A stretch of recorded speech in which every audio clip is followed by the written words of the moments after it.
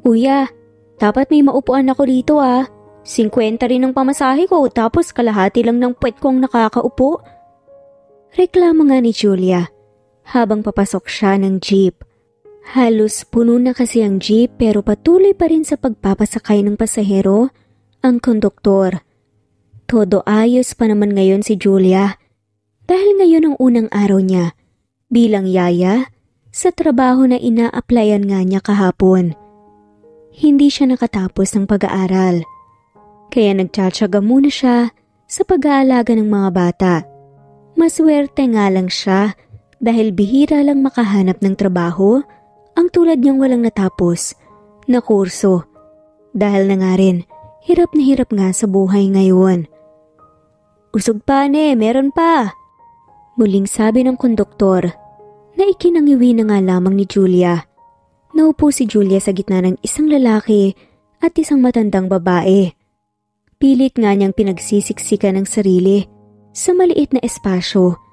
Wala pa nga sa trabaho si Julia na mamawis na ang kanyang muka dahil sa init sa loob ng jeep. Pero ito ang realidad ng pagko-commute para lang makapagtrabaho. Diyos ko naman, manong umalis na tayo?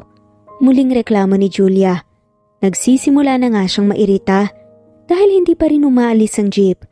Tumingin siya sa relo ng kanyang suot. Sa katunayan ay sobrang aga pa nga ng call time nila ng boss niya. Pero dahil sa kagustuhang magkaroon ng good impression, ay nais talagang pumunta ni Julia roon ng mas maaga.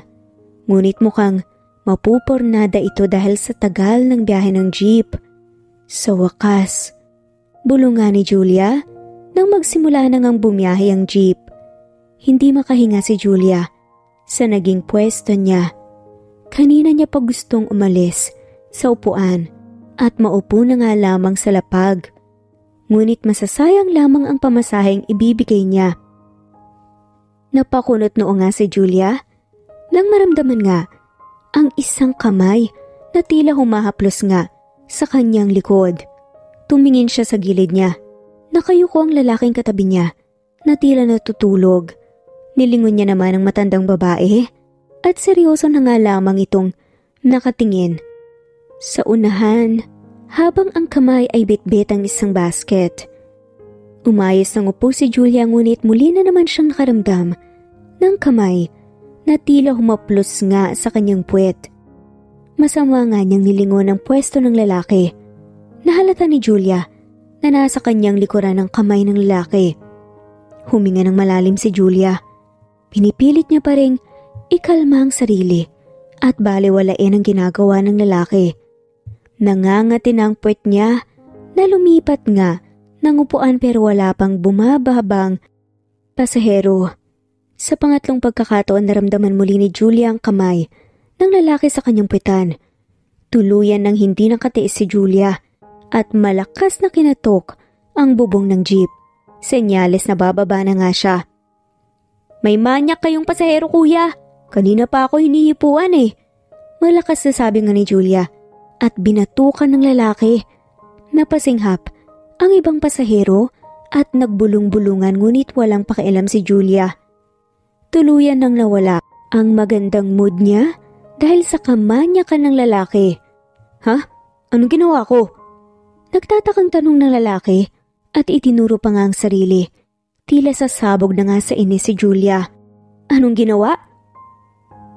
Hinipuan mo lang naman ang puwet ko. Wala ka na bang mahanap na babae sa bar? Kaya sa jeep ka nang hihipo, ha? Bastos! Nanlaki ang mata ng lalaki nang sampalin nga siya ni Julia. Pagkatapos batukan ngayon sampal naman. Nagulat nga ito sa naging paratang ni Julia sa kanya. Natutulog lamang siya dahil sa kaantukan. Mister, bumaba na ho kayo. May bahay pa kami. Nakakaabala kayo Utos nga ng driver habang napapakamot ulo. Masamang tinitigan ni Julia ang lalaki at sinadyang apakan ng paa nito. Nakasunod naman sa kanyang likuran. Ang lalaki, natakang-taka pa rin sa nangyayari. Pagkababa nila galit na hinarap ni Julia, ang lalaki at dinuro pa nga ito. Hoy lalaki, kung manghihipo ka ng babae, Huwag ako Masyado kang bastos at walang respeto sa babae. Tinitigan ng lalaki si Julia. Saglit pa nga itong natulala nang makita ang dalagang ngunit naglaho ito nang maramdaman ang sakit sa kanyang mukha at batok. Teka lang miss, ano bang ginagawa ko sa'yo? Natutulog lamang ako tapos bigla mo akong babatukan.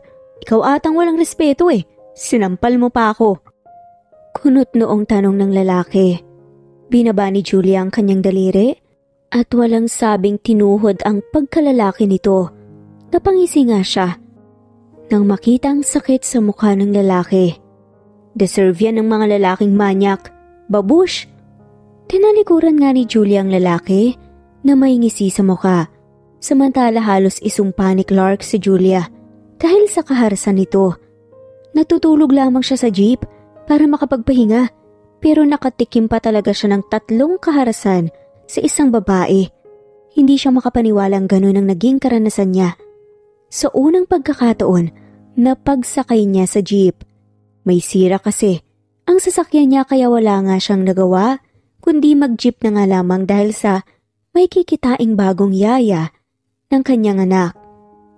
Pakiramdam ko'y nabasag ang itlog ko ron Nakangiwing sabi nga ni Clark habang masamang pinapanood ang babae na nakangiti habang naghihintay nga ng taxi.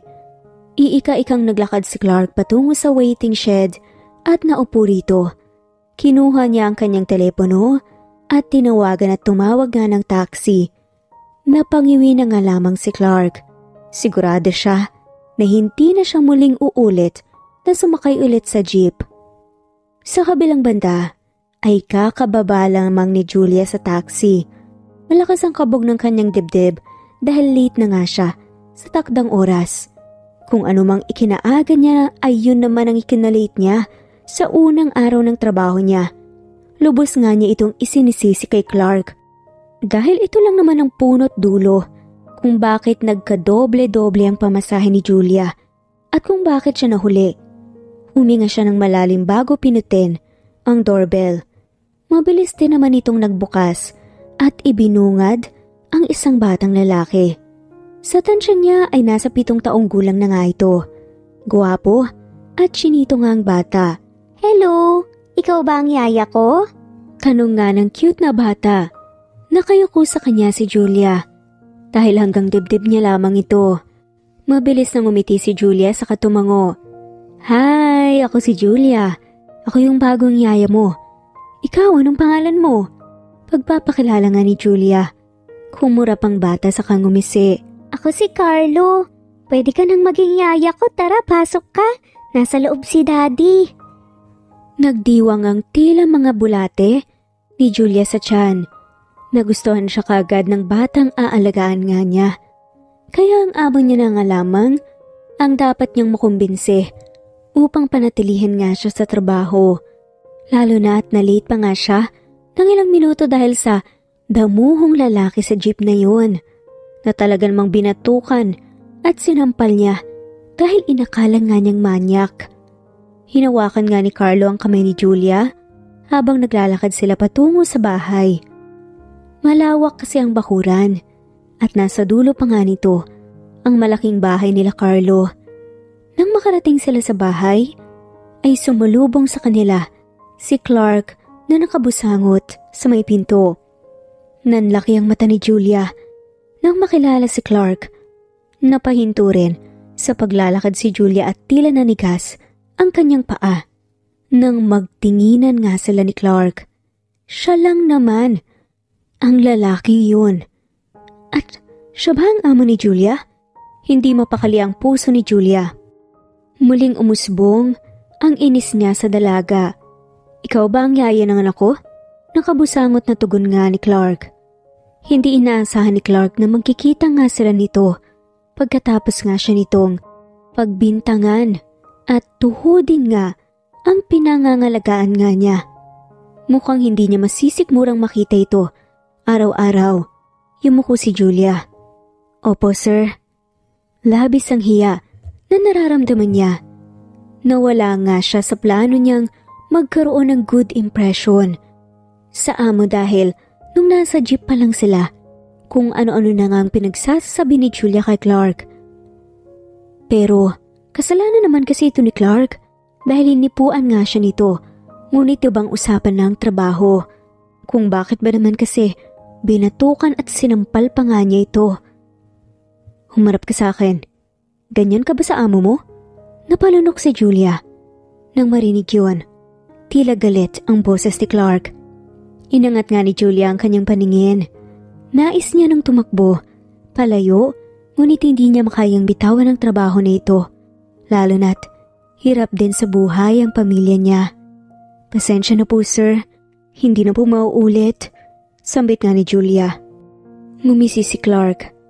Hindi na talaga mauulit because you are fired. Natulala si Julia at hindi kaagad nakapagsalita. Tila nanlumo nga siya. Sa dalawang salita na kanyang narinig, hindi ito ang unang araw ng trabaho na inaasahan niya. Sir, pasensya na po talaga. I said, you are fired. Hindi ka ba nakakaintindi? Sinisisanti na kita. Akala mo ba? Palalagpasin ko yun? Muling napayuko si Julia. Nagsimula ng mag-init ang kanyang mga mata. Tila nawala lahat ng kumpiyansa na inipon nga niya para sa araw-araw na to. Kung alam niya lang sana na si Clark ang amo niya, hindi niya na sana ginawa pa ang bagay na yun. Daddy, ano bang sinasabi mo? Ate Julia will stay here. Gusto ko siyang maging yaya. Sabat nga ng bata. Umusbong ang pag-asa kay Julia. Nilingon niya si Carlo, saka tumango at tumingin kay Clark. No, Carlo. Hindi mo alam ginawa ng babaeng yan sa akin. Mariin na gate nga ni Clark habang nakatitig kay Julia. Pero daddy, gusto ko siyang maging yaya, please. Ayoko na po ng iba. Pakiusap nga ng bata. Tinitigan siya ng mariin ni Clark bago bumuntong hininga. Fine, hired ka na ulit. Umirap na nga lamang si Clark sa kasilat na likuran at dire-diretsyong pumanhik pa itaas. Nakangiting nilingon nga ni Julia si Carlo at ginulo ang buhok nito.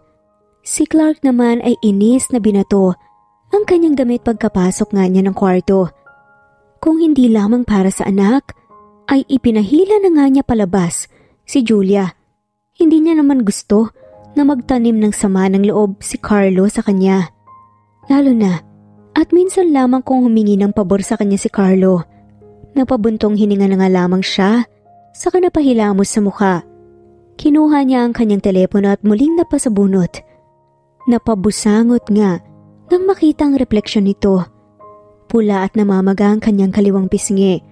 Dala lang naman ang malakas na sampal sa kanya ng magiging yaya o kasambahay pala nila. Nagpalit na nga lamang ng damit si Clark bago ito lumabas ng kwarto. Dumiretso sa sala at naabutan doon si Julia at ang natutulog nga niyang anak sa kandungan nga ng kanyang yaya. Nang maramdaman nga ang presensya ni Clark, napatingin si Julia sa pwesto nito. Muling kumabog ang puso niya nang mapansin ang masama nitong titig. Pagpasok nga nila kanina sa bahay, ay inaya siya ni Carlo na manood ng cartoons. Ngunit nakatulog lamang ito sa gitna ng panonood. Nais kisingin ni Julia si Carlo upang hindi nga siya mapagsalitaan ni Clark. Ngunit kahit na anong pasimpleng tapik niya, sa pisngi nito ay hindi nagigising. Huwag mo nang gisingin ang anak ko. Sasakit ang ulo niyan. Pinuhat nga ni Clark si Carlo sa kahit tumalikod. Sumunod ka sa akin. Labis ang kaba na nararamdaman ni Julia. Habang nakasunod nga siya kay Clark, hinihiling niya na sana magising na nga si Carlo upang iligtas siya. Tila nawala rin ang tapang niya kanina kay Clark. Dederetsohin na kita. Hindi kita gusto na maging yaya ng anak ko, lalo na sa ginawa mo sa akin kanina. Naniniwala ako na hindi ka magiging magandang ehemplo sa kanya. Mariin nga na sabi ni Clark pagkatapos nga niyang maiayos sa higaan ng anak. Pasensya na po, sir. Hindi ko naman po alam na ikaw ang amo ko. Paumanhin nga ni Julia. Patingin-tingin siya kay Carlo na mahimbing na natutulog. So, kapag hindi mo amo, gaganunin mo lang? Ang sakit ng ginawa mong pagtuhod, pagbatok, at pananampal sa akin. Nang bibintang ka pa, nang walang kasiguraduhan. Sagot nga sa kanya ni Clark. Kasi sir, hinipuan niyo po kasi ako eh. Bulong naman ni Julia. Ngunit napapitlag na siya sa gulat ng padabog na naglakad si Clark palapit sa kanya. First of all, hindi kita hinipuan. Siguro dahil sa masyadong lubak-lubak ang daan, nadidikit ang kamay ko sa balat mo. Hindi ako manyak gaya ng iniisip mo, miss. Tulog ako, tapos paparatangan mo ako ng ganyan bigla? Unbelievable. Sabi nga ni Clark, at tinitigan nga siya mula ulo hanggang paa. Dire-diretsyong lumabas si Clark ng kwarto. Napalabi na nga lamang si Julia. Goal failed nga talagang nangyari. Dahil bad impression ang naipakita nga niya kay Clark kaagad. Kailangan niya na sigurong mag-isip ng paraan para makuha ang loob ni Clark. Sa kabilang banda ay nagulo na nga lamang ni Clark ang kanyang buhok. Nangangati na nga siyang sumbatan kanina si Julia. Ngunit napansin nga niya nagising ang anak niya. Ayaw niya namang magmukhang masama sa mata ng anak niya. Hindi niya alam kung saan nga ba nagmana ang anak sa pagiging tsismoso nito. Nagtungo si Clark sa kanyang opisina na nakakonekta nga sa kwarto ng anak. Gaya ng inaasahan, naroon nga si Carlo at prenteng nakaupo sa upuan niya. Carlo, akala ko ba tulog ka? Nasaan ang yaya mo? Tugon nga ni Clark sa kanilapitan ng anak. Lumabas si yaya ng kwarto ko pag alis mo, Daddy. Anong kasalanan sa'yo ni Ate Julia? Bakit galit ka sa kanya?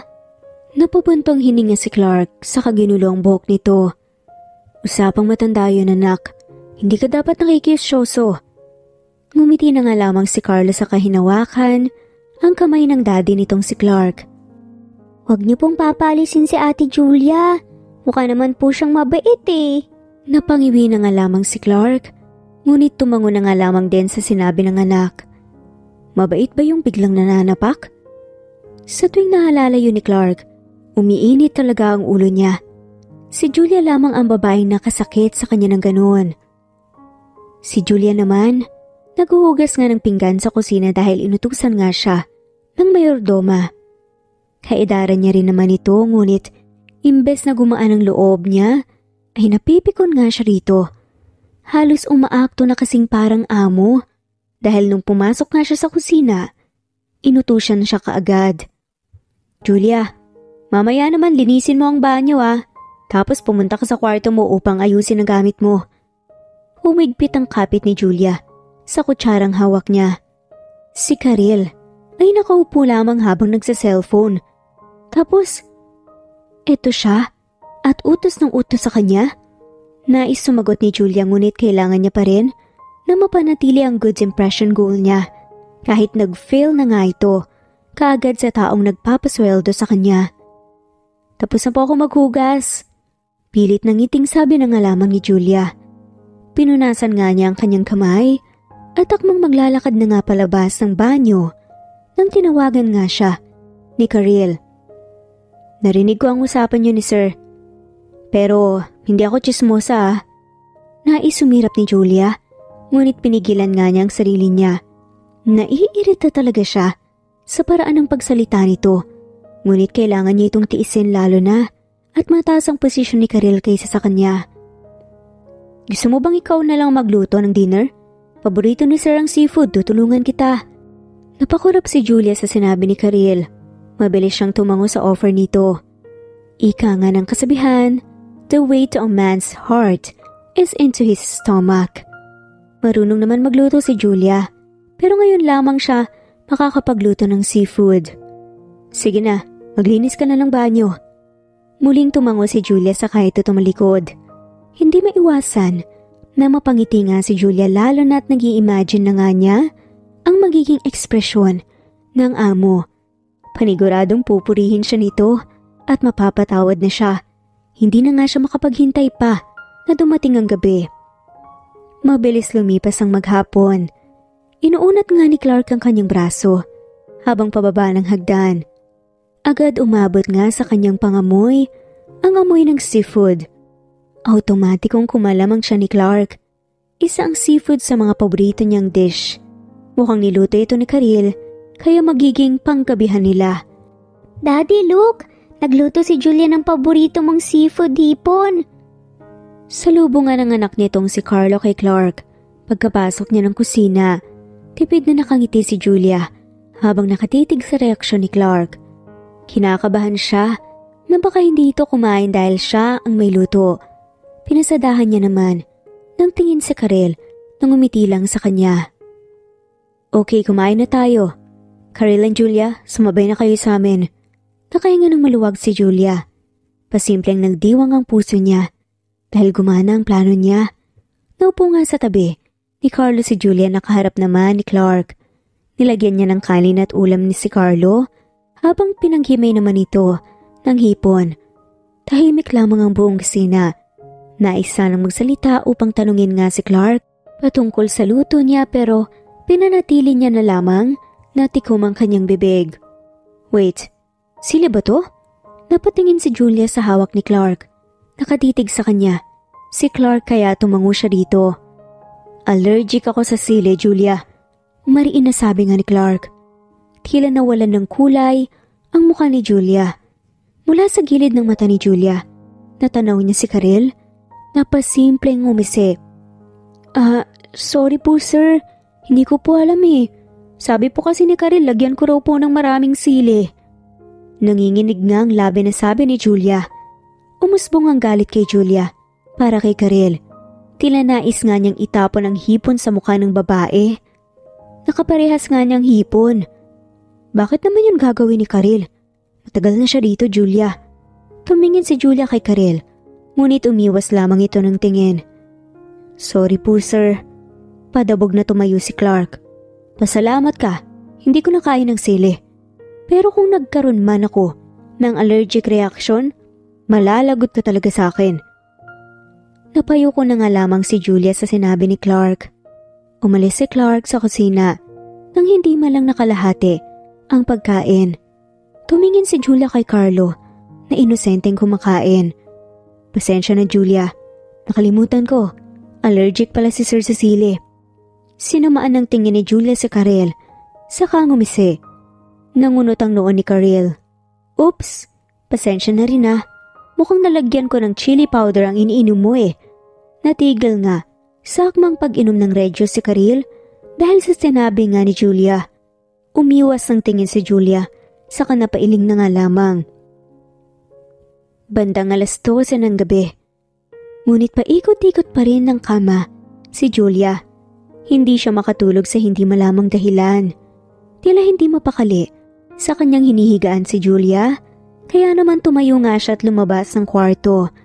Nasa second floor lamang ang kwarto nila ni Karel. Napatingin si Julia sa second floor. Dahan-dahan nga siyang naglakad papanhik ng hagdan at tumiretso sa harap ng pinto ni Clark.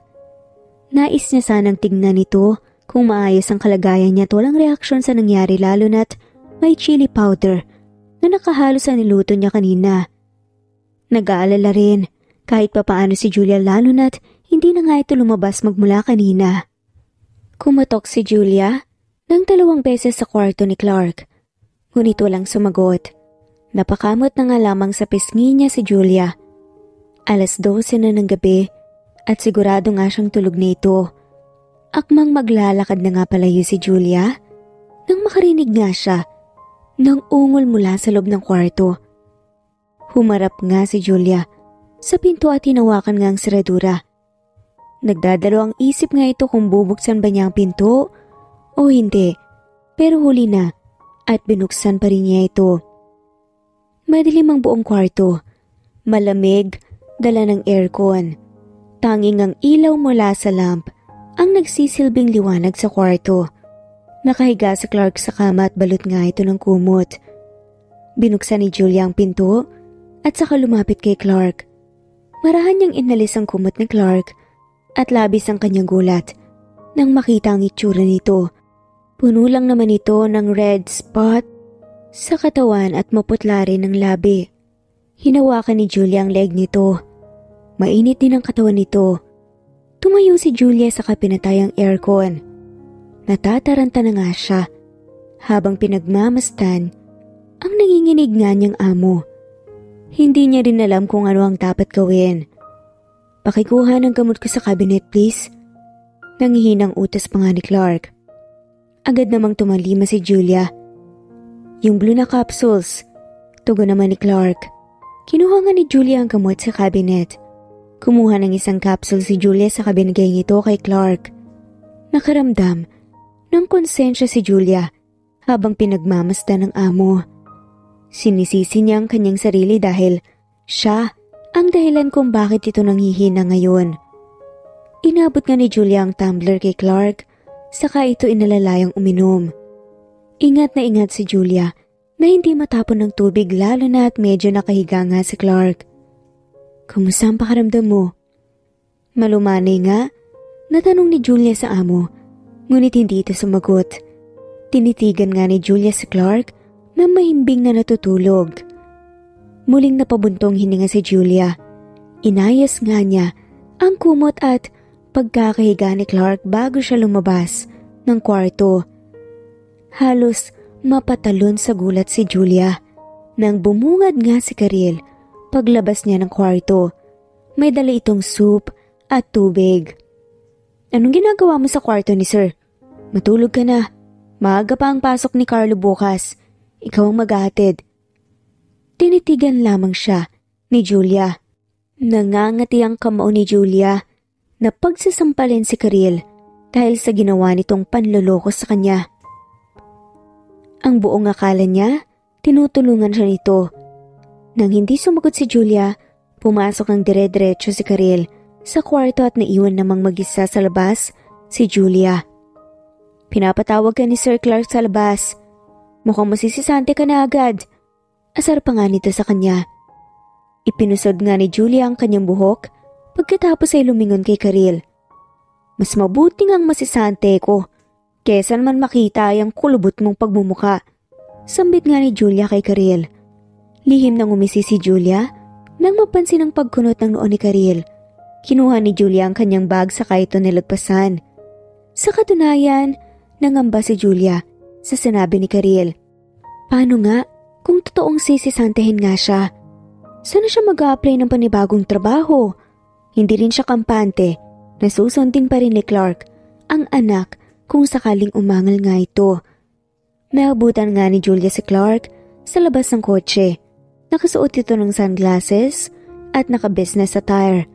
Hindi niya mawari kung bakit tila may nagkikislapan sa paligid ni Clark. Inaamin niya naman sa sarili na matikas at gwapo ang amo, ngunit hindi niya naman ito gusto dahil paniguradong may asawa ito. Sir Clark, pinapatawag niyo raw ako? Tugon nga ni Julia. Tumingin si Clark sa kanya. Inalis ni Clark ang kanyang sunglasses saka nagpalabas nga ng isang ngiti. Julia, gusto kitang pasalamatan sa ginawa mong pag-aalaga sa akin. Kagabi, kung hindi ka pumunta roon, baka nasa ospital na ako ngayon. Napatigil si Julia. Kinagat niya ang kanyang ibabang labi upang pigilan ang ngiti. Wala po yun sir, maliit na bagay. Sagot nga ni Julia sa umiwas ng tingin. Ang pinagtataka ko lang, anong ginagawa mo sa kwarto ko? Nanlalaki nga ang mata ni Julia at hindi agad nakasagot. Nakangisi si Clark habang naaalis nga na pinagmamasdan ang ekspresyon ng babae. Ano kasi sir? Narinig kitang umungol. Nauutal nga na sagot ni Julia.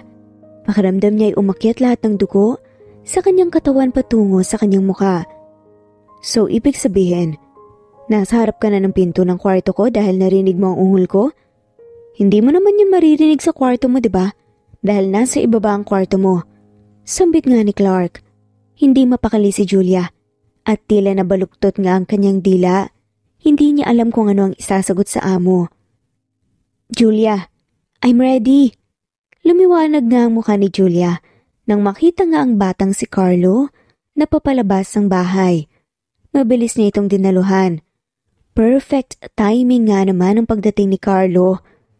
Sakay na kayo ng kotse. Ihatid ko na kayo. Sambit nga. Saka ito pumasok sa driver's seat. Binuksan naman ni Julia ang pinto ng back seat at pinapasok doon si Carlo. Akmang papasok na nga sana siya nang magsalita si Clark. "Huwag niyo naman akong gawing driver. Umupo ang isa rito sa tabi ko." Tumingin si Julia kay Carlo. "Carlo, dun ka raw sa una." "Julia, ikaw na. Dito ka na sa tabi ko, may pinag-usapan pa tayo."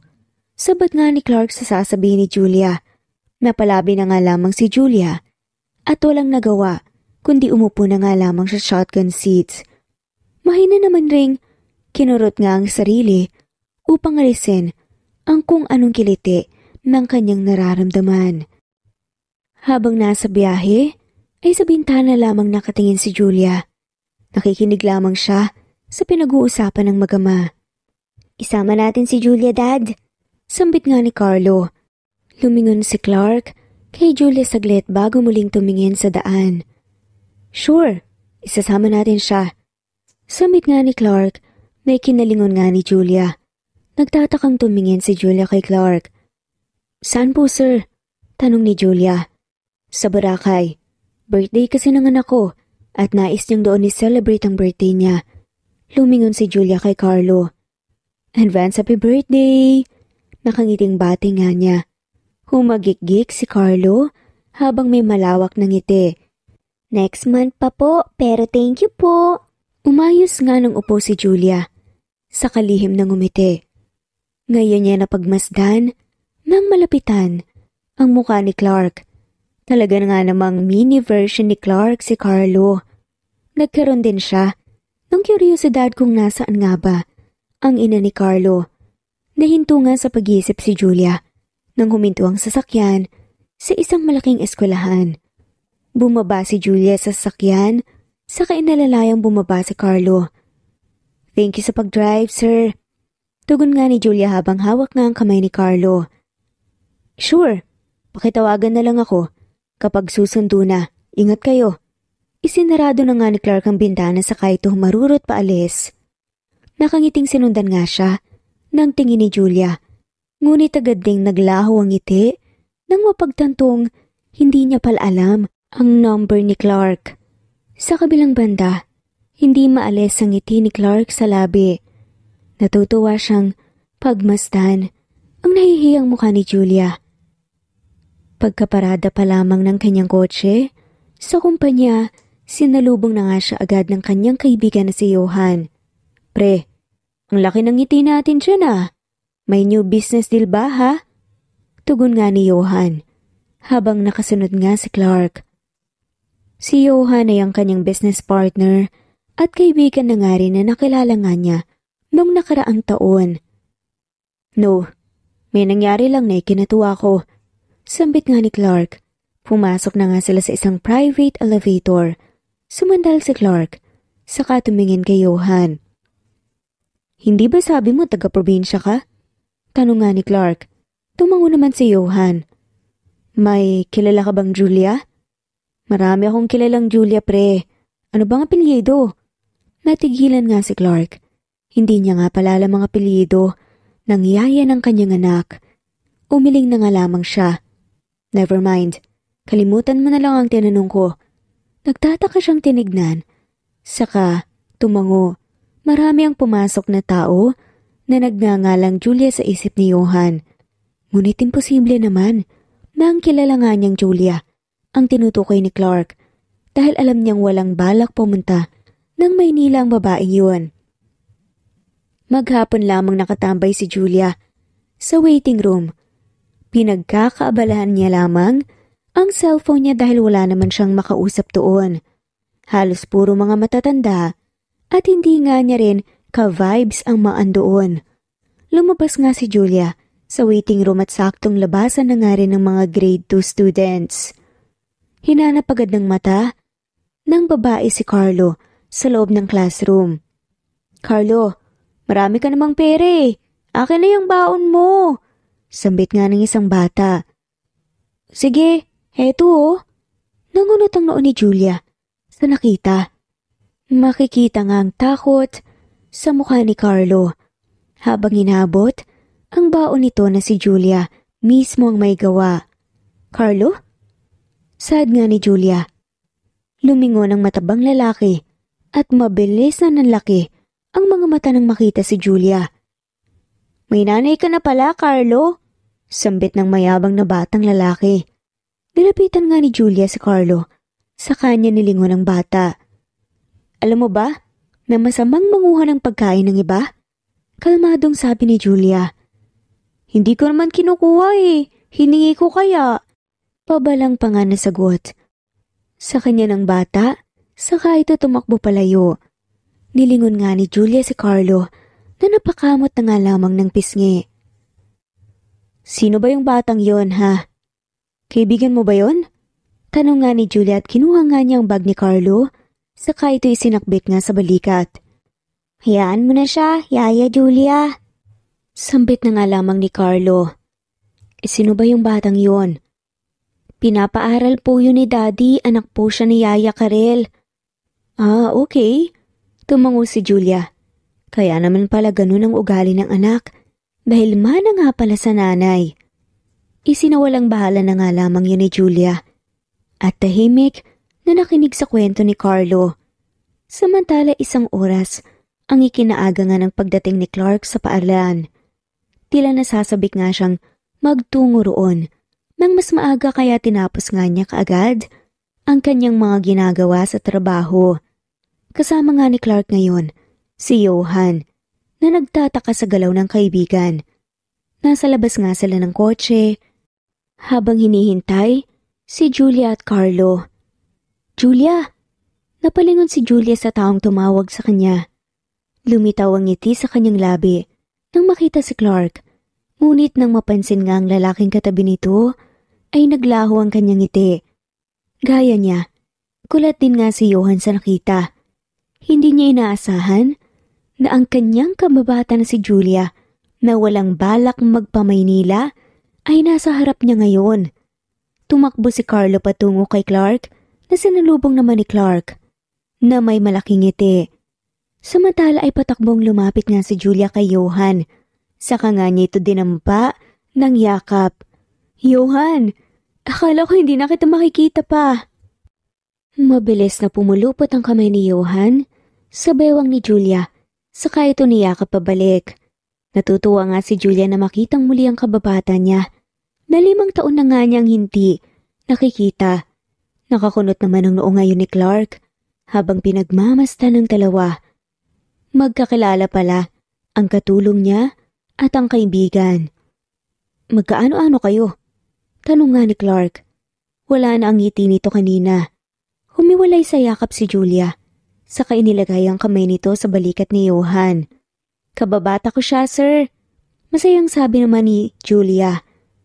Siya yung kinukwento ko sa'yo, pre. Ibig sabihin, isang Julia lang pala ang nasa isip nating dalawa kanina. Natatawang kwento nga ni Johan. Nagdilim naman ang mukha ni Clark, na napansin nga kaagad ni Julia. Mahina niyang siniko si Johan upang tumigil nga sa pagtawa. Ganon? Tara na, may meeting pa ako. Pero pre, kinansel. Pinabalik ko ulit. Mahalaga pala yon. Pumasok nga si Clark sa kotse, kasama si Carlo. Pinaupo nga niya si Carlo sa tabi niya, habang nasa backseat naman si Johan at Julia. Mahigpit ang hawak ni Clark sa steering wheel, habang masama ang tingin sa daan. Tila nawala si Clark sa mood sa hindi malamang dahilan. Samantala palingon-lingon naman si Carlo sa tatay niya, saka nga sa yaya niyang nakikipagtawanan nga sa likod. Napakamot na nga lamang si Carlo sa ulo dahil sa hindi maintindihang mood ng kanyang ama na si Clark ngayon.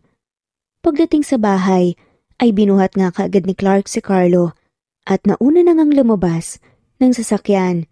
Nagtataka naman si Julia sa naging aksyon at mood ni Clark. May nagawa ba siyang mali rito? At tila galit nga ito sa kanya. Kung sinabi mo na pupunta ka ng Maynila, edi sana ako na mismong naghanap ng trabaho para sa'yo, sabi nga ni Johan habang naglalakad papasok ng bahay. Ayos lang. Isang buwan pa nga lang ako rito at swerte ko dahil nakahanap ako kaagad ng trabaho. Saad pa nga nito. Kahit na dapat nagsabi ka pa rin, sagot naman ni Johan. Hindi nga kita ma-chat Napalabi na nga lamang si Johan. Naglakad palapit sa kanila si Karel na nakabusangot nga ang muka. Sa isip-isip nga ni Julia, eto na naman, tong epal na babaeng to. Pinapatawag ka ni Sir Clark. May papagawa raw sa'yo. Bilisan mo, Julia. Mukhang galit eh. Saad nga sa kanya ni Karel na ikinataka nga ni Julia. Ang bilis namang magbago ng mood ng kanyang amo. Nakangiti ito kanina, ngunit tila galit nung pauwi na. Naisip na nga lamang ni Julia na baka nga pagod ito sa trabaho. Nagpaalam na nga si Julia kay Johan na ikinatango na nga lamang ng kababata nitong si Johan. Pakisabay, uwi na rin ako. Pupunta ko rito bukas ah. See you. Namiti si Julia at hinatid nga si Johan sa pinto. Nang makalis nga si Johan, dumiretso si Julia sa kwarto ni Clark. Nag-aalangan na pumasok si Julia sa loob, lalo na at mukhang galit nga si Clark. Nakayukong pumasok si Julia sa kwarto ni Clark. Malakas ang kabog ng kanyang dibdib.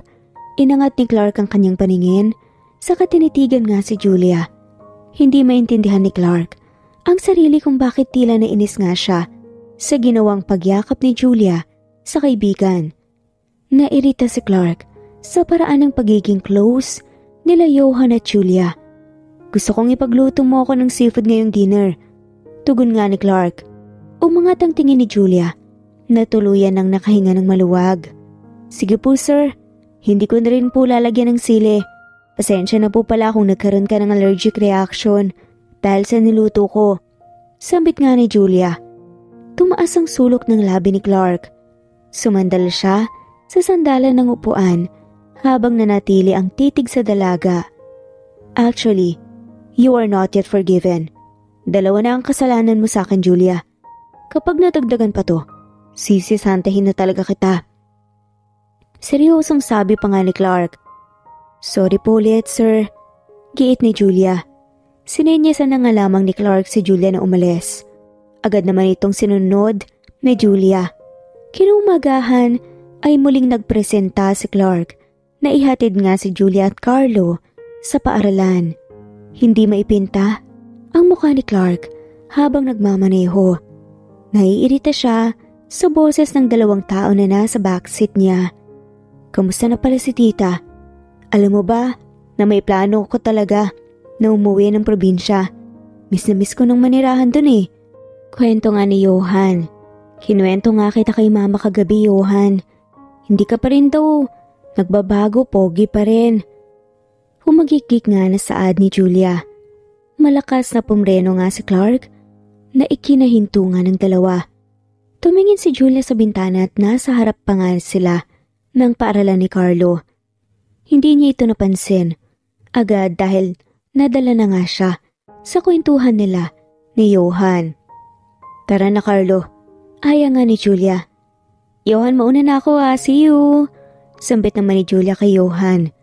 Saglit lamang na tinignan ni Julia si Clark na hindi pa rin maipinta ang ekspresyon ng mukha na hindi nga niya maintindihan. Lalabas na nga sana si Julia nang magsalita si Clark. Julia, may pupuntahan tayo. Johan, baba. Nagtatakang tinignan nga ni Carlo si Clark. Bakit ako bababa? Sama ako. Masiglang sabi pa nga ni Johan. Lalong humigpit ang hawak ni Clark sa steering wheel. Bababa ka? O ibababa ko ang business deal natin? Mamili ka. Napaawang ang bibig ni Johan, kaya mabilis nga siyang bumaba ng sasakyan. Pinuksan nga ni Clark ang pinto sa tabi ni Carlo, saka ito inalalayang bumaba. Ikaw na munang magbantay sa anak ko. May pupuntahan lang kami ni Julia. Po? Sir, hindi na po, ako na po. Agad na angal nga ni Julia. Tinitigan nga ni Clark si Julia mula sa rear mirror at tila lalong uminit ang ulo ni Clark nang mahalata ang pagkadisgusto ni Julia sa nais niya. No, sasama ka sa akin Julia at si Johan ang magbabantay. May pupuntahan tayo. Sinamaan ng tingin ni Clark si Julia kaya napayuko na nga lamang ang babae. Saka ngumuso. Aangal pa nga sana si Johan nang hilain na nga siya ni Carlo. Isinarado na nga ni Clark ang pinto sa kamuling nagmaneho ng sasakyan. Tila gumaan naman ang loob ni Clark at pasipol-sipol pa nga nitong sinasabayan ng kanta sa radyo habang nagmamaneho. Hindi naman makapaniwalang pinapanood siya ni Julia. Iba siguro ang tama ng amo niya. Kanina lang wala nga ito sa mood. Tapos ngayon, tila ang saya nga ni Clark. Pinaglaanan na nga lamang ng pansin ni Julia ang bintana. Ipinarada nga ni Clark ang kotse sa parking lot ng mall. Mag-isa sanang pupunta si Clark sa mall upang mamili ng mga kakailanganin sa paglipad nila sa Boracay. Ngunit tila may nagtulak nga sa kanya na isama na nga lamang si Julia. Marahil nais niya lamang na may magbitbit ng mga bibilhin nila. Bumaba si Julia sa kotse. Hinintay ni Julia makababa ng kotse si Clark bago ito tanungin. "Sir, ano pong gagawin natin dito?" Tanong nga ni Julia. Tumitig sa kanya si Clark. Hindi maiwasan ni Julia na humanga sa itsura nito. Tila may paru-parong nagliparan sa kanyang tiyan nang ngumiti nga si Clark. "Bibili tayo ng mga kakailanganin natin sa trip to Boracay natin. Kailangan ko ng tagabitbit." Kiit nga ni Clark. Saka nauna nang maglakad papasok ng mall. Umawang naman ang labi ni Julia habang nakatingin sa likuran ng amo. Pwede namang siyohan ang gawing tagabitbit ni Clark, pero bakit siya pang pinili nito? Tila nainggit si Julia sa kinaroroonan ni Johan ngayon. Mas pipiliin pa kasi ni Julia na maupo sa waiting room ng ilang oras kaysa maging tagabitbit nga ng mga bagay-bagay. Bakit siya pa na babae? Sumunod na nga lamang si Julia kay Clark. Sa bagay, good timing din naman na nasa mall siya dahil may sapat nga siyang pera, pambili ng pansariling gamit. Ayon nga kay Clark, isasama nito si Julia kaya napaisip na bumili na nga lamang ng swimsuit ang dalaga. Pumasok nga si Clark sa isang shop na puno nga ng panlalaking damit. Sumunod naman sa kanya si Julia. Humarap nga sa kanya si Clark. "Maupo ka ron. Magsusuot ako ng mga damit na susuotin ko sa party. Gusto kong sabihin mo ang opinion mo." Napakurap si Julia at alanganing tumango. Dapat talaga ay si Johan ang sinama ni Clark. Wala namang kaalam-alam si Julia sa fashion ng mga lalaki. Naupo na nga lamang si Julia sa itinurong upuan ni Clark. Nasa harapan nga ito ng dressing room. Samantala taimtim na namimili nga si Clark ng mga polo na susuotin. Hindi maunawaan ni Clark kung bakit kailangan niya na hingin ng opinyon ni Julia sa mga susuotin niya kung meron naman siyang mga napipili na damit. Iniling na nga lamang ni Clark ang ulo niya at pinagtuunan ng pansin ang pamimili nga ng damit. Tinanaw ni Clark si Julia na nakahunot nga ang noo habang nililibot nga ang tingin sa paligid. Mabilis na inalis ni Clark ang kanyang ngiti nang mapansin ang refleksyon ng sarili sa salamin na nadaanan nga niya. Tumikim siya sa kainayos ang buhok. "Stay cool," kiit nga ni Clark sa sarili. 10 piraso rin ng damit ang nadampot ni Clark, saka nga siya nagtungo sa kinaroroonan ni Julia. Matyaga lamang na naghihintay si Julia sa dressing room. Nasa loob na nga si Clark at sinusuot na nga ang damit na kinuha nito. Lumingon si Julia sa bukanan ng pinto. Kanina niya pa nais magtungo sa girls' boutique na nasa harapan lamang ng shop na kinaroroonan nila ngayon. Ngunit hindi naman siya makaalis dahil baka magalit nga ang amo niya at bigla siyang sisantihin. "How do I look?" Lumingon si Julia kay Clark. Nakakalabas lamang ng dressing room. Tila nagsilipara naman ang paru-paro sa kanyang tiyan nang mapagmasdan si Clark mula ulo hanggang paa. Maayos ang buhok ni Clark at nakapolo na kulay itim. Bumagay din sa lalaki ang pantalon na suot nito kaya naka-tuck in nga ang polo. Ayos naman siya. Tumango na nga lamang na saad ni Julia. Tumaas ang kilay ni Clark. "Anong ibig mo sabihin na ayos lang?" Tanong nga ni Clark. Kumurap nga si Julia at napakamot ng batok. Siguro dahil nasa beach naman tayo. Beach polo rin ang suotin mo. Pero maayos naman siya, sir, bagay sa inyo. Lalo kang pumogi.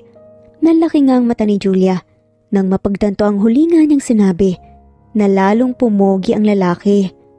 Mukhang nadulas pa nga ang dila niya. Mabilis na umiwas nga ng tingin si Julia at automatikong pumula ang pisngi nito nang mapansin ang nakakaasar ng ngisi ni Clark. Okay, may napili naman akong beach polo dyan. Sa tingin ko, okay naman na ito ang kunin ko. Lalo akong pumogi rito, sabi mo diba? Sabay kindat nga ni Clark bago ito muling pumasok sa loob ng dressing room. Napakagat na nga lamang sa ibabang labi si Julia. Pakiramdam niya ay biglang uminit ang paligid dahil sa simpleng ngisi at kindat ng amo. Hindi rin nagtagal ang dalawa sa shop. Tanging ang beach polo at ang unang polo na sinuot ni Clark ang binili nito. Nahihiya pa rin si Julia, kaya nanatili nga siya sa likod ng amo habang bitbit ang pinamili ni Clark. Napahinto siya sa paglalakad nang humarap nga si Clark sa kanya. Bumaba ang tingin ni Clark sa shopping bag na bitbit ni Julia sa kakinuha ito. Tumaas ang 2 kilay ni Julia sa ginawa ng amo. Papayagan kitang mamili ng mga kakailanganin mo para sa pagpunta natin sa Boracay. Eto, inabot nga ni Clark ang 10,000 na ikinalaki ng mata ni Julia. Sir, okay lang po. Nahihiyang sabi ni Julia. Ngunit sa katunayan ay nais nga niya itong kuhanin. Sayang naman kasi ang 10,000. Marami na itong mabibili at posible pang may maitago nga siya o masave. Kunin mo na. Kinuha nga ni Clark ang kamay nito at ipinatong nga ang 10,000. Magkita tayo sa food court. Tinalikuran na nga ni Clark si Julia habang nanatiling nakatayo si Julia sa pwesto niya.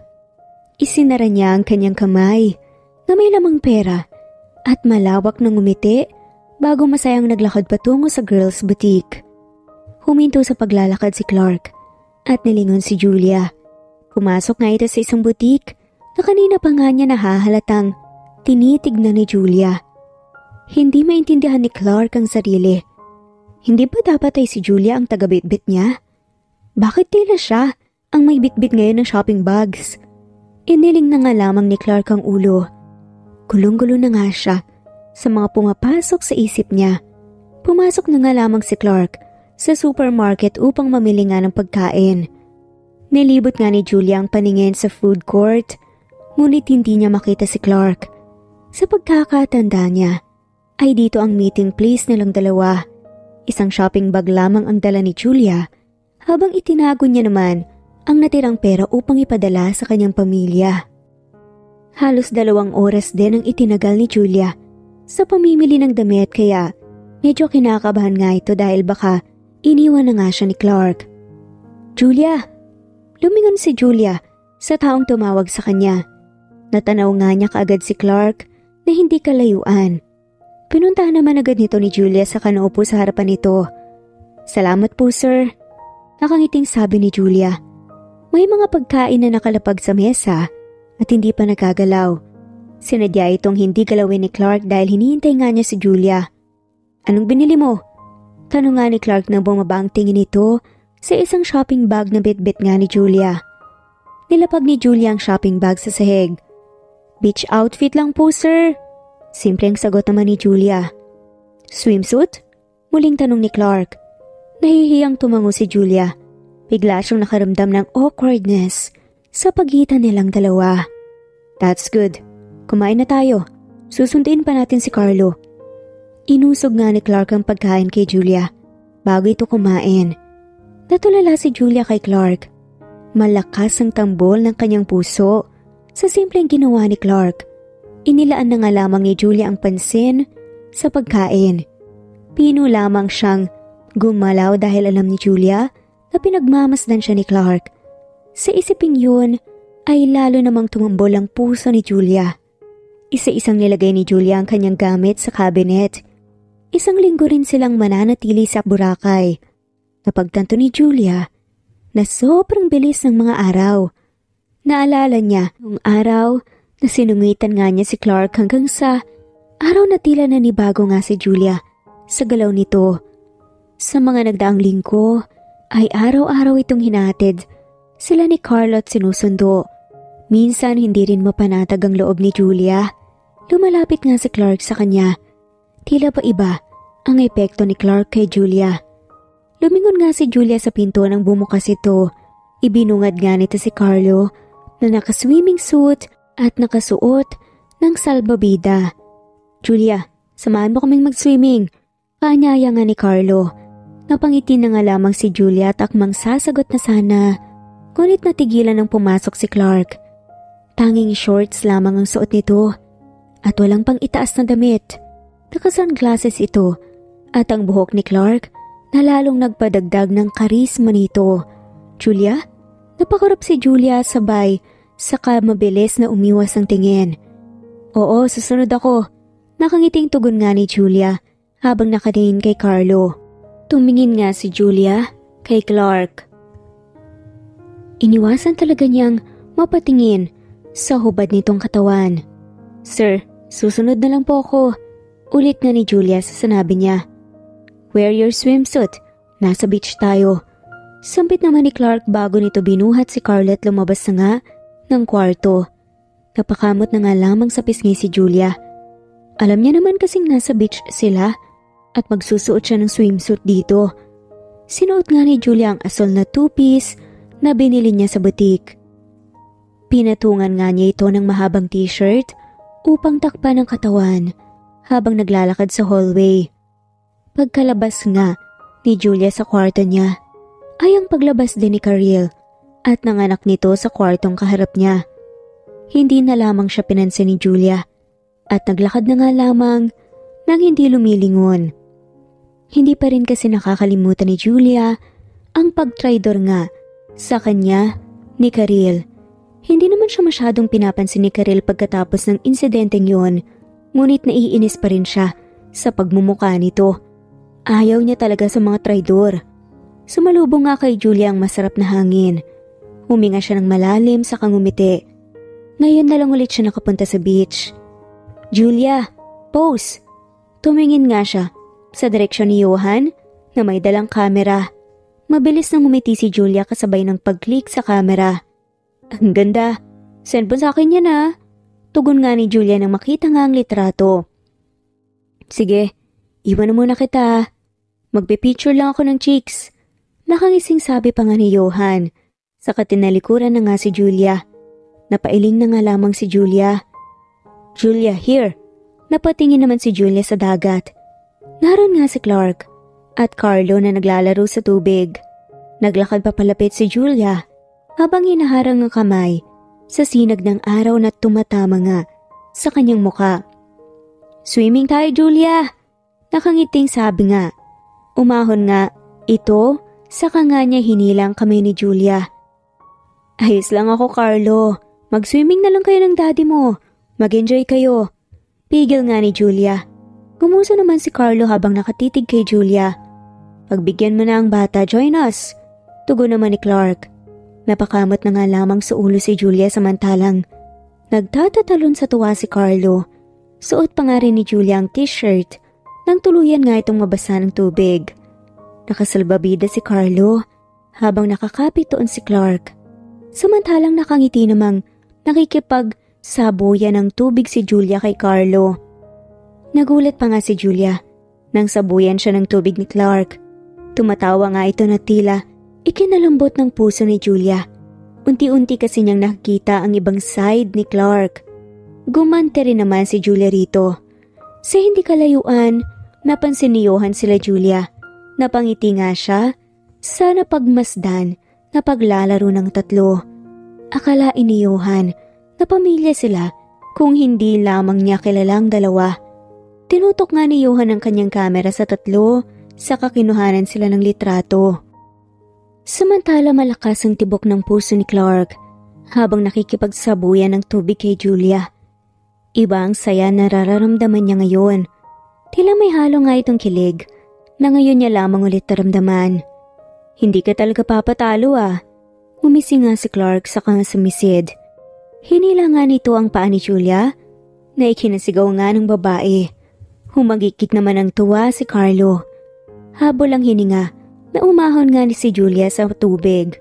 Ngumising nga siya kay Clark saka ito tinapunan ng tubig ngunit napahinto nga siya nang yumuko si Clark. Ayos ka lang po ba? Tila nag-aalalang tanong nga nito. Nagulat naman si Julia. Mukhang natapunan nga niya sa mata si Clark. Umangat ng tingin si Clark saka ngumisi. Alam ni Julia na naging komportable na nga siya sa ginagawa nila ngayon.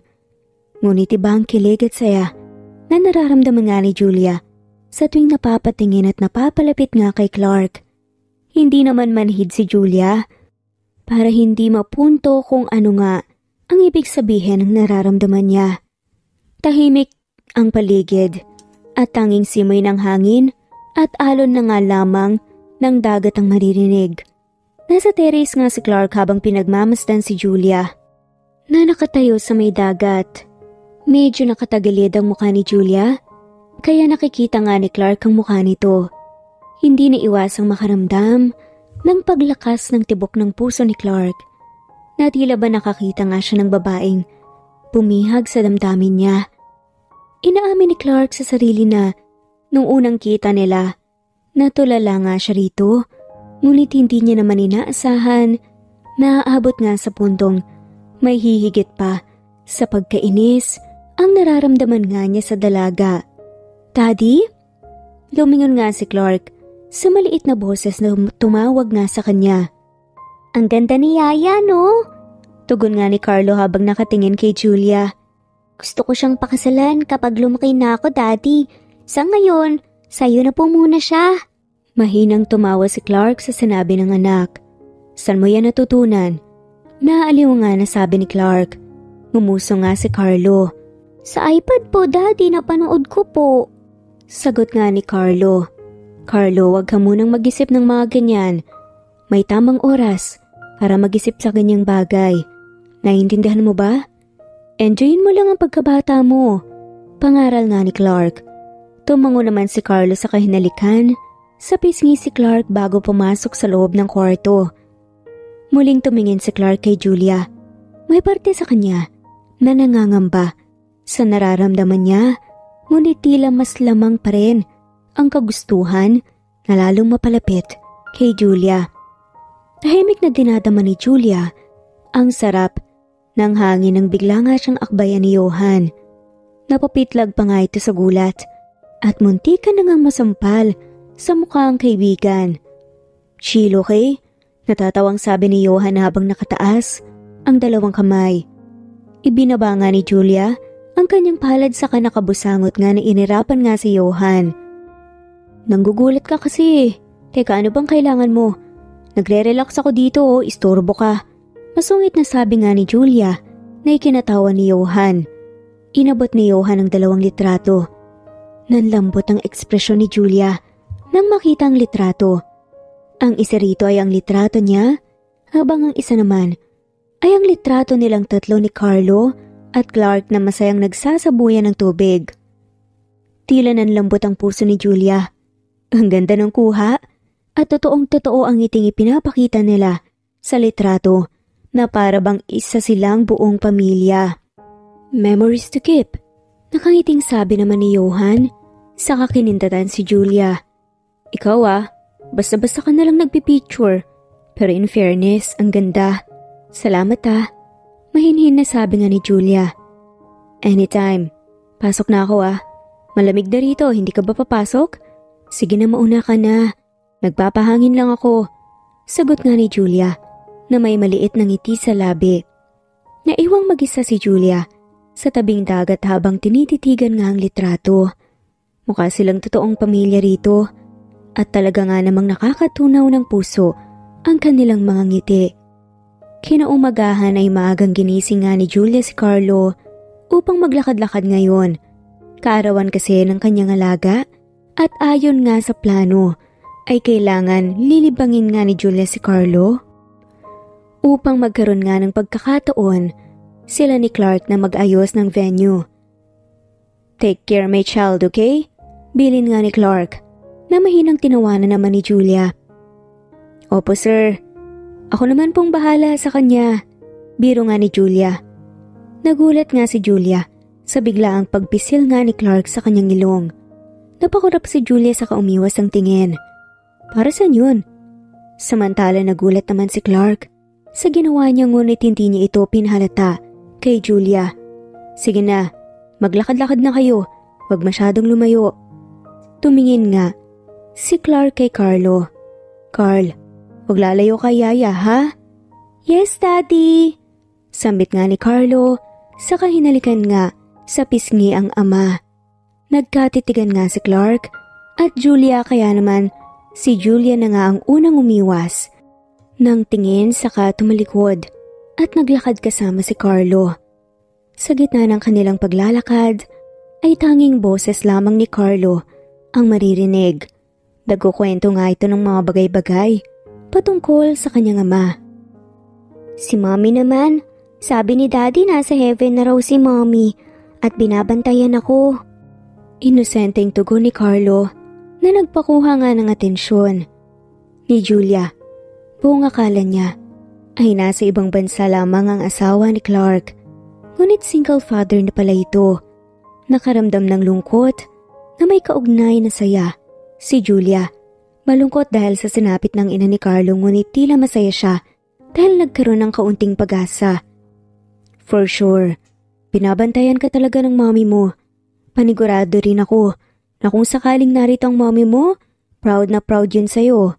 Sabik nga ni Julia. Naupo si Julia sa isang malapad na pato. Binuhat nga niya si Carlo, saka pinaupo nga sa kandungan niya. Sabi ni Daddy, isa raw si Mommy sa mga stars sa langit. Kaya kapag naiisip ko si Mommy, tumitingin na lang po ako sa stars. Nakakatampo nga kasi hindi man lang ako bisitahin ni Mommy. Maganda pa sa loob ng star, Yaya Julia.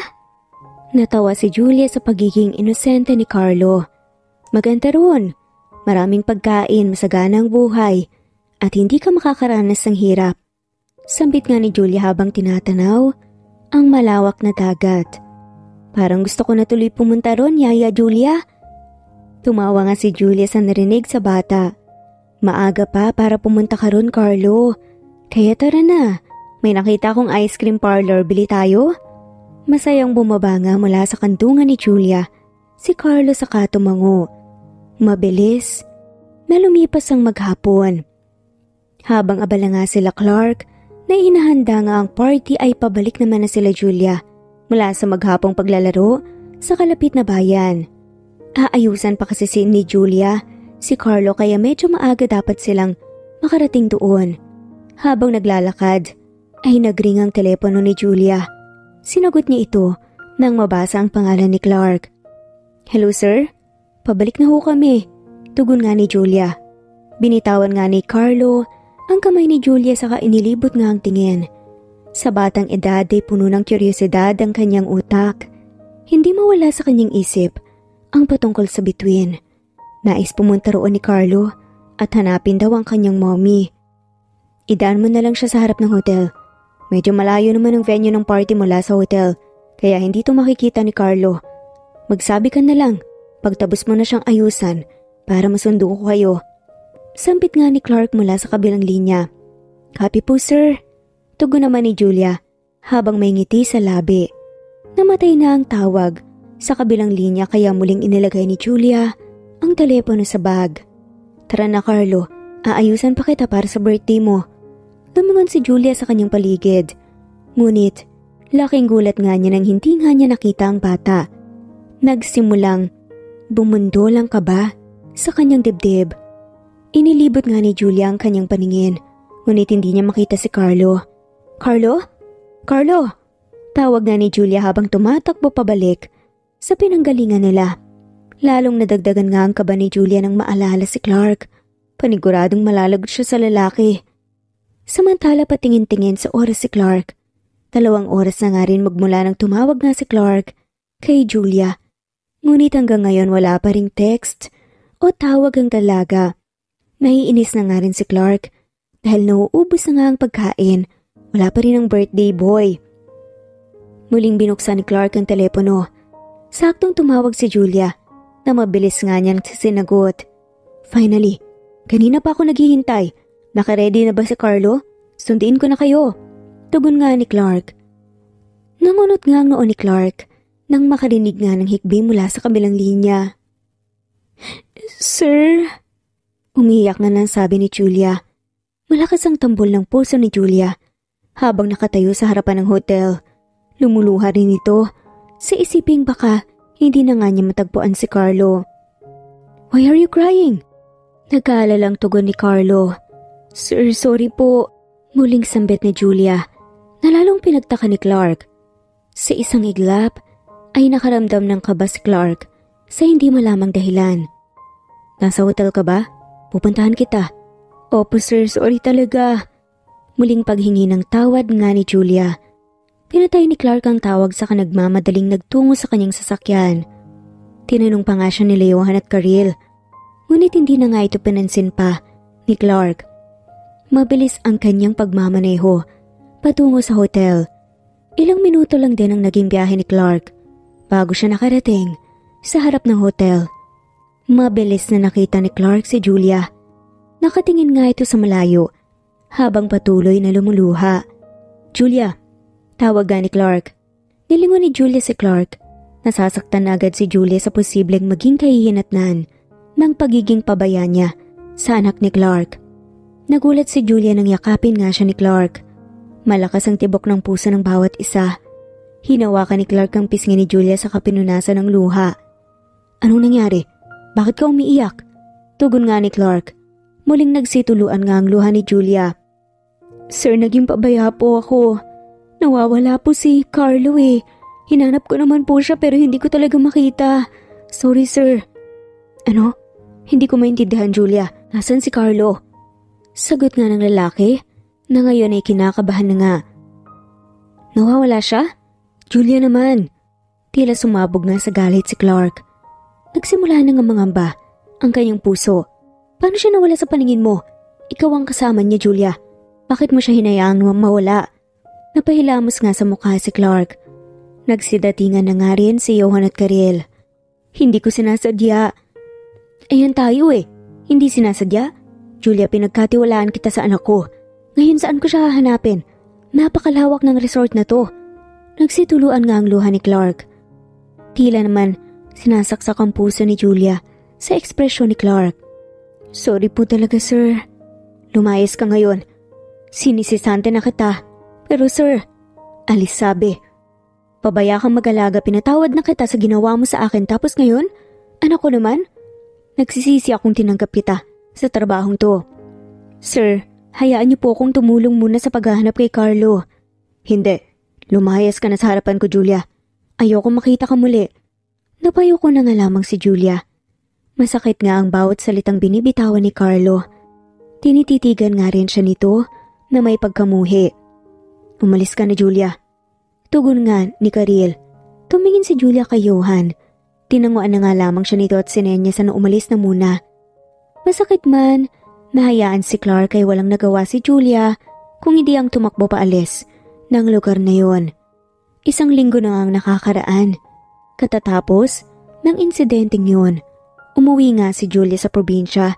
Kinabukasan pagkatapos ang pagpapalayas nga sa kanya. Masakit man sa kanya, naiwan nga ang ginawang kasalanan, ngunit wala naman siyang magawa dahil galit na galit nga sa kanya si Clark. Anak, tahan na. Isang linggo ka ng ganyan. Paniguradong nahanap na yun ni Carlo. Kaya huwag ka nang umiyak. Pagpapatahan nga ni Aling Janet sa anak. Nakatitig si Julia sa litrato nilang tatlo ni Carlo at Clark. Hindi mapigilan ni Julia na lumuha sa tuwing naaalala nga niya ang gabing yun. Ang gabi na dapat ay masaya nilang sineselebrate ang birthday ni Carlo na uwi sa kalungkutan. Hinaplos ni Julia ang mukha ni Carlo at Clark sa litrato. Masakit pa rin sa kanya na ipinagtabuyan nga siya ni Clark nang hindi man lamang siya nito pinaniniwalaan. Lumayas ka rito, trespassing ka. Sabay na lumingon nga si Aling Janet at Julia sa bintana nang marinig nga ang sigaw ni Mang Julio. Napatayo si Aling Janet. Nako, mukhang may kaaway ang tatay mo ah. Saad nga nito, saka mabilis na lumabas nga ng kwarto si Julia. Pinunasan ni Julia ang kanyang luha sa binulsa ang litrato. Lumabas din siya ng kwarto niya sa dumiretso sa labas. Ano? Lumayas ka rito. Pagkatapos mong paiyakin ng anak ko, babalik-balik ka? Nanlaki ang mga mata ni Julia sa hawak na kung ano ng kanyang tatay. Tay, anong ginagawa mo? Ibaba mo nga yan. Tumakbo palapit si Julia, palapit sa tatay niya. Lumingon si Julia sa taong kaaway ng tatay niya at tila huminto ang mundo nang masilayan ang mukha ni Clark at Carlo. Nakatakip ang mata ni Carlo habang sinasalag naman ni Clark ang braso niya sa anak. Clark, tulalang sabi ni Julia habang nakatitig nga sa lalaki, kasabay nito ang tila pagtambol ng puso niya sa tuwa. Hindi maipaliwanag ni Clark ang saya nang masilayan nga muli si Julia. Nung araw na umalis ito ay ang araw din na tatagpuan nga nila si Carlo. Nasa rooftop lang pala ito ng hotel at doon na nga rin natulog. Nahanap lamang ito kinabukasan ni Johan nang i-check nga nito ang rooftop. Ayon kay Carlo, ay si Carlo pala mismo ang bumitaw kay Julia. Labis na pinagsisisihan nga ni Clark ang mga salita na masasakit na sinabi niya kay Julia. Kaso huli na nga ang lahat dahil nakalis na nga ito. Pinalayas pa nga niya talaga ang babaeng nagpapatibok ng puso niya. Balak niya sanang sundan ito kaagad, ngunit nagkaroon ng problema sa kumpanya. Sa ngayon ay nais bumawi ni Clark at aminin kay Julia na mahal niya ito at patunayan yun. Ngunit natakot nga ito dahil sa naging salubong sa kanya ng ama ni Julia. Tatay, bitawan mo na yan. Kinuha nga ni Julia ang nasa kamay ni Mang Julio. Kilala ko ho siya, sambit ni Julia. Ako rin, nagpakalala na siya. Siya ang taong nagpaiyak sa dalaga ko, hindi ba? Saad nga ng tatay ni Julia. Pasensya na po talaga. Tumingin si Clark kay Julia. Julia, patawarin mo ko. Hayaan mo akong bumawi sa'yo. Patawad dahil pinalayas kita ng ganun-ganun lang. Nakiusap nga ang mata ni Clark kaya hindi mapigilan ni Julia ang kiligin. Hindi niya inaasahang pupuntahan siya ni Clark. Yaya Julia!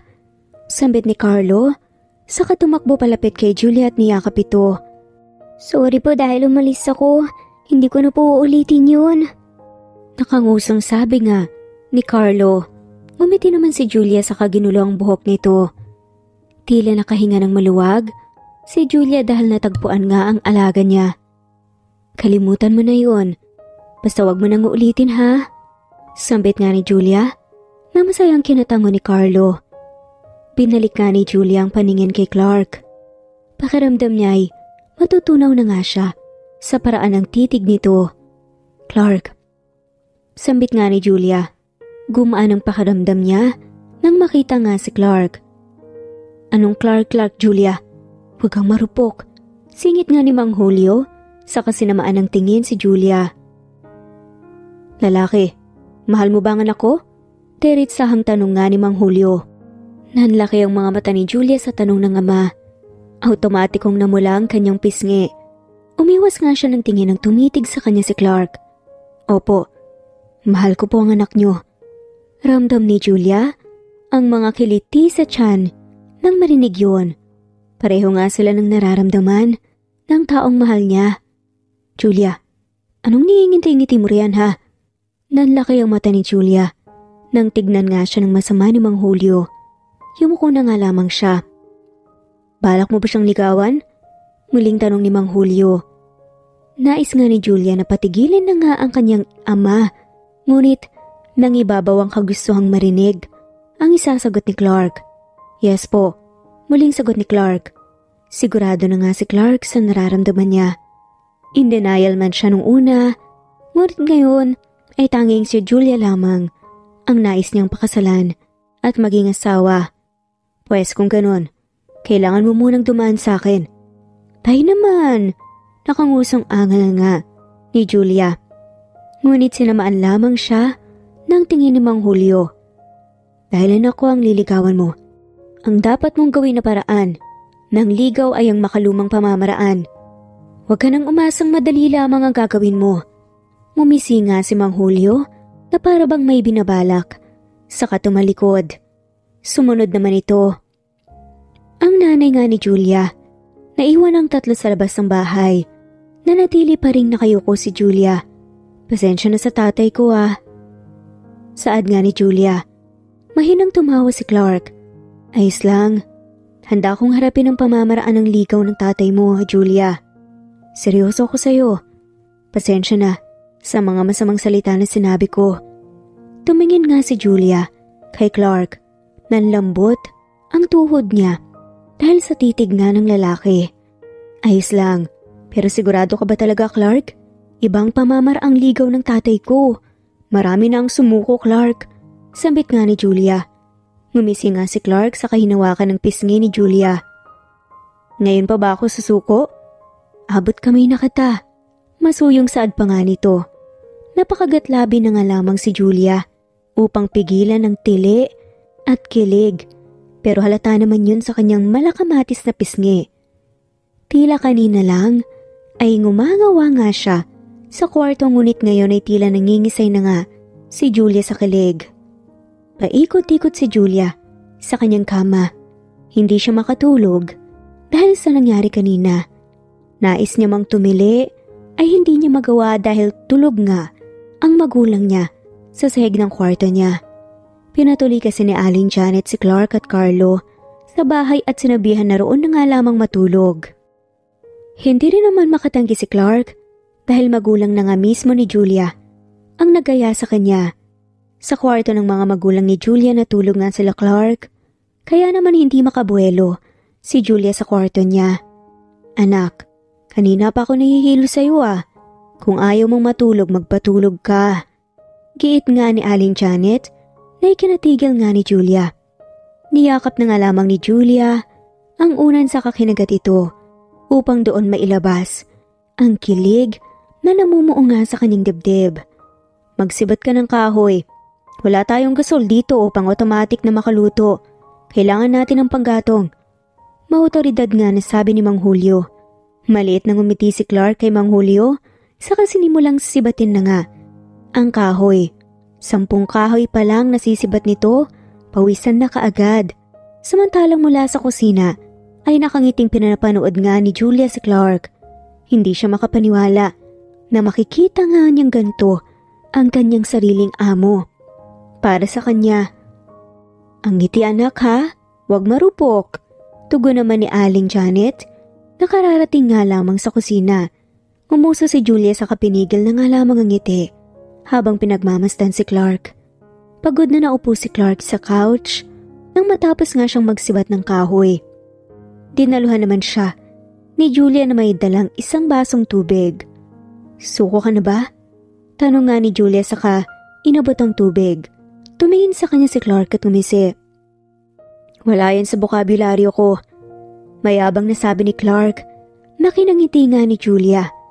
Pagdating ng hapon ay magkasamang pumipila nga si Clark at Julia sa paghihigiban nga ng tubig. Busangot ang mukha ni Julia dahil kanina pa nga niya naririnig ang mga papuri ng mga kaedaran niyang babae tungkol kay Clark. Huwag ka nang bumusangot. Nababawasan ang ganda mo. Gate nga ni Clark. Ngunit inirapan lamang siya ni Julia. Napapitlag nga si Julia nang halikan ni Clark ang kanyang pisngi. Sa'yo lang ako, okay? Tugon nga ni Clark sa kanilagay ang balde sa tapat ng hose. Tulala namang tumingin si Julia kay Clark.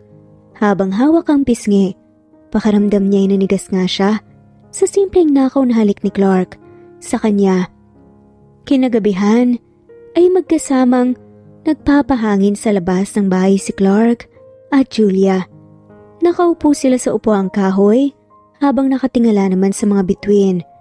Julia, ayos lang ba sa'yo na second wife ka? Tanong nga ni Clark na kinalingon nga sa kanya ni Julia. Ayos lang naman, bakit? Nagkaroon na kasi ako ng asawa noon, pero maaga siyang nawala. Kinuha siya ng Panginoon. Pero swerte ako dahil nakalala kita. Natutunan kong magmahal ulit. Sa'yo ko lang ito naramdaman. Lumingon sa kanya si Clark, saka ngumiti. Ayos lang naman. Wala namang kaso yun sa akin eh. Basta't alam ko na ako talaga ang mahal mo ngayon. At totoo yun. Tugon nga ni Julia. Kinuha ni Clark ang isang bulaklak na nakatago nga sa kanyang likod. For you. Nakangiting sambit ni Clark.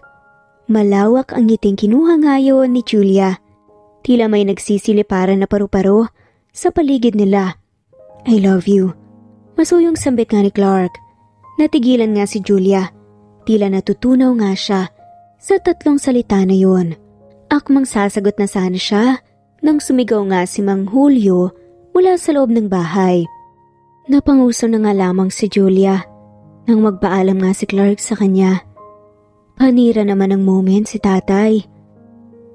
Sa isip-isip nga nito, 2 linggo na nga ang lumipas magmula ng puntahan nga ni Clark at Carlos si Julia. Sa 2 linggo na yon ay tila naging instant katulong nga si Clark kay Mang Julio. Parang nagbaliktad ang mundo nila. Pero wala namang reklamo si Clark dito dahil naniniwala siya na parte lamang ito ng panliligaw niya kay Julia. At totoo naman ang nararamdaman niya para sa kasambahay nila. Maagang umalis si Clark kasama si Mang Julio upang pumunta sa palengke. Pitpit na ni Clark ang malaking bag upang paglagyan ng groceries. Clark, masaya ako dahil hindi ka sumusuko sa pinapagawa ko sa'yo. Alam ko, masyadong makaluma to. Pero iba na kasi ngayon, kaya gusto kong patunayan mo na talagang mahal mo ang anak ko. Huminto ito sa paglalakad, ganun din si Clark. Pero may kulang pa. Ano naman po yun? Takang tanong nga ni Clark. Ngumisi si Mang Julio sa kanaglakad nga muli. Nagtataka man, sinundan na nga lamang ito ni Clark. Tahimik na nagkakape sa may bintana si Julia. Kanina nga niya, hinihintay pa si Clark na dumating ngunit hapon na, wala pa nga sila ng tatay niya. Kampante naman siya na nasa maayos sa kalagayan si Clark lalo na at kasama nga nito si Mang Julio. Ngunit nasasabik na nga si Julia na makita itong muli kung kamusta na ba siya. Nang pumasok nga si Clark sa gate ng bahay ay tila nagising nga ang natutulog ng kaluluwa ni Julia. Mabilis nga niyang sinalubong si Clark na may bitbit na isang sakong bigas. Clark, saan kayo nagaling? Takang tanong nga ni Julia. Pinatrabaho kasi ako ng tatay mo sa bigasan dyan sa kalapit na bayan. Sakto, heto namibigay sila ng isang sakong bigas. Umawang ang labi ni Julia sa narinig. Teka, seryoso ka ba? Hindi makapaniwalang tugon ni Julia. I'm serious, tatatawang sabi ni Clark. Napatampal na nga lamang sa noo si Julia. Hindi niya akalain na ang isang mayamang business owner at presidente ng isang kumpanya sa Manila ay magtatrabaho sa bigasan dito sa probinsya dahil lamang sa kasama ito sa panliligaw. Gutom ka na ba? Tignan mo, pinapawisan ka na oh.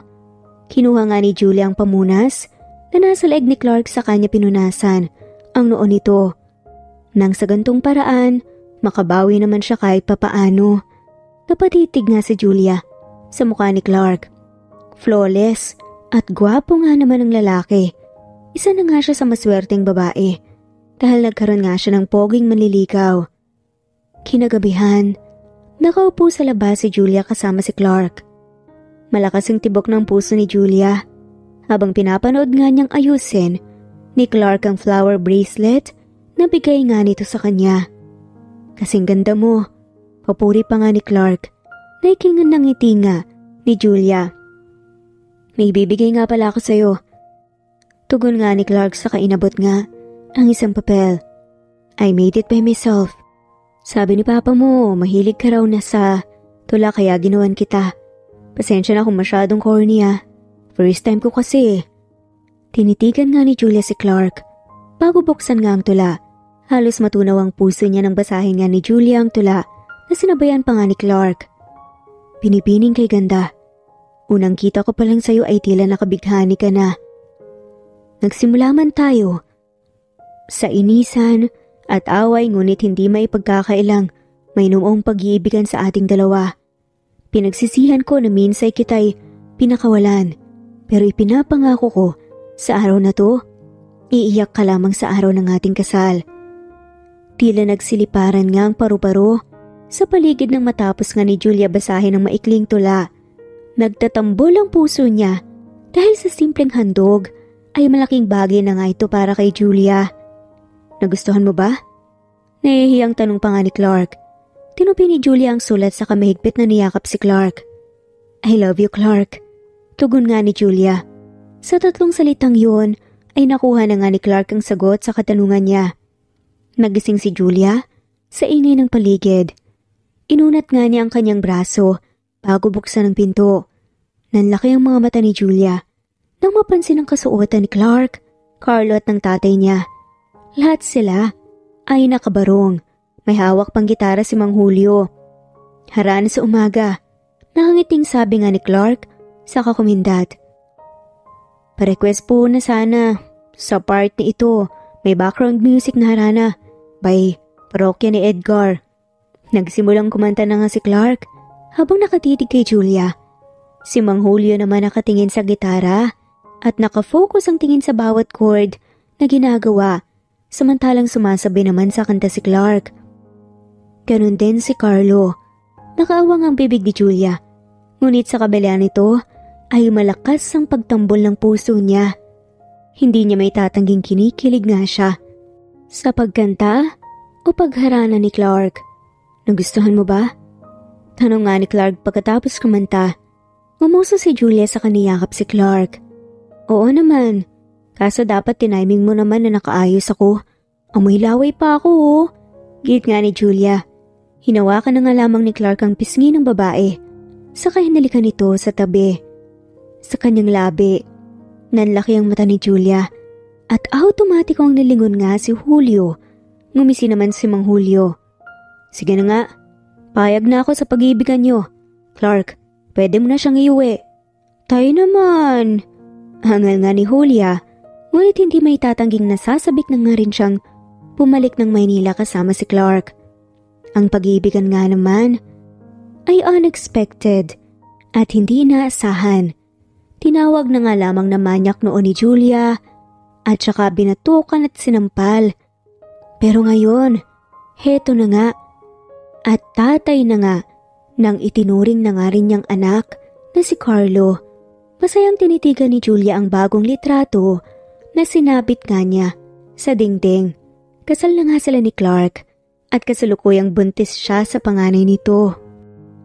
9 months na nga ito nang hindi nila namamalayan. At araw o oras na lamang ang hihintayin at ramdam niya na manganganak na nga siya. Naglakad si Julia palabas ng bahay ngunit nang malapit na nga siya sa kinaroroonan ni Clark ay bigla na nga lamang siyang napadaing dahil sa biglaang pagsakit ng kanyang tiyan. Clark! Sigaw nga ni Julia. Mabilis na nakalingon nga si Clark at namutla nang makita nga si Julia. Patakbo nga niya itong nilapitan saka pinuhat. Mabilis niyang naisakay ito sa kotse saka minaneho patungo sa ospital. Namumutla at natataranta na nga si Clark sa kalagayan ni Julia, lalo na at nakapikit na ito. Buhat nga ni Clark si Julia at pumasok na nga siya sa ospital. Inasikaso rin naman, agad sila ng mga nurses sa ospital. Huminto lamang sa pagtakbo si Clark nang ipasok nga si Julia sa emergency room. Paikot-ikot si Clark ng lakad. Hindi siya mapakali hanggat hindi lumalabas ang doktor. Pre, umupo ka nga muna. Nahilo ko sa iyo eh. Pusangot nga nasambit ni Johan. Kasama nito ang asawa ni Karel, nakasalukuyang 5 buwang buntis din. Paano ko kakalma? 2 oras na silang nasa loob. Hindi ko kayang mawala si Julia. Tugon nga ni Clark. Saka na pa hilamos nga sa muka. Sir, nanganganak ko sa loob si Julia, huwag kang mag-alala. Ayos lang sila. Pagpapakalma nga ni Karel. Ngunit lumipas ang 1 oras ay wala pa ring balita kaya kumatok na nga si Clark sa pinto. Napatampal na nga lamang sa noo si Karel at Johan dahil sa ginawa ni Clark. Natigil lamang sa pagkatok si Clark nang bumukas ang pinto. Kamusta ho ang magina ko? Tugon nga ni Clark. Tinitigan siya ng doktor sa ngumiti. Ayos ang magina mo. Nagsilang siya ng malusog na kambal. Parehong babae. Tugon nga ng doktor na ikinaawang nga ng bibig ni Clark. Hinayaan ng doktor na pumasok nga si Clark sa loob. Halos maiyak na nga. Sasaya si Clark nang makita ang mag-ina niya. Clark, pareho silang babae. Nakangiting sabi nga ni Julia. Thank you, Julia. I love you so much. Maingat na hinalikan nga ni Clark si Julia sa labi sa katinitigan nga ang kambal na babae. Anong ipapangalan natin sa kanila? Tanong nga ni Clark kay Julia. Siya si Baby Kalia. Tukoy nga ni Julia sa sanggol na may nunal sa bibig. At siya naman si? Tanong ni Julia habang nakatitig kay Clark. Kalia and Clay. Baby Kalia and Clay. Masayang tugon nga ni Clark kay Julia. Masaya si Julia sa naging kinahinatnan nga ng buhay pag-ibig niya. Iba nga naman talaga ang nagagawa ng pana ni Cupido at ng laro ng tadhana. Pinagtagpong magkaaway, ikinasal at nagkaanak na parehong mahal ang isa't isa. Totoo nga naman ang sabi ng matatanda na minsan kapag hindi mo nga inaasahan ng bagay, bigla na nga lamang itong dumarating sa ating buhay. Kaya magtiwala lang tayo sa ating sarili at sana sa itaas. At dito na nga po nagtatapos ang kwentong pagmamahalan nila Julia at Clark. Maraming salamat po sa lahat ng mga walang sawang sumusubaybay at shoutout po sa mga sumusunod.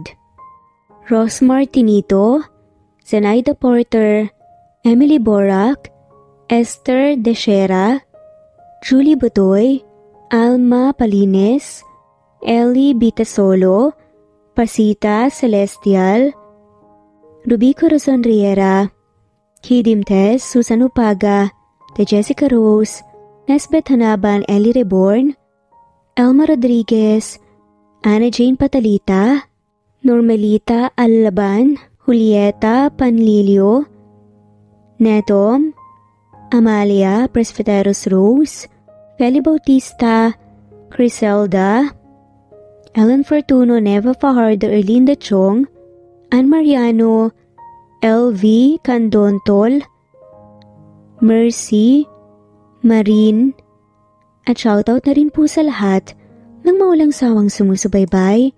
Maraming salamat po at muli. Ito ang Amazing Stories.